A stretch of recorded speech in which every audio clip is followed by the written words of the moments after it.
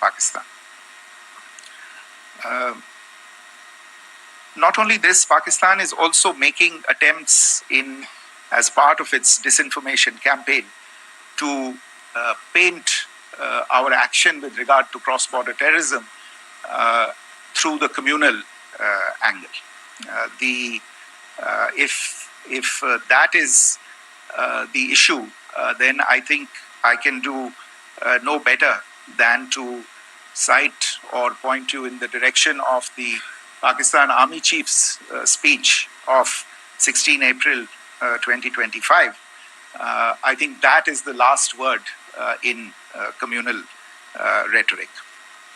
And in the Pahalgam attack itself, you are aware of the kind of religious profiling that was done there. And perhaps there is a linkage between these two events. I can only say that these nefarious designs will not be allowed to succeed in India. And it is to be noted that people from all faiths, all religions, all regions in India have unequivocally, not just in India but around the world, have condemned these attacks.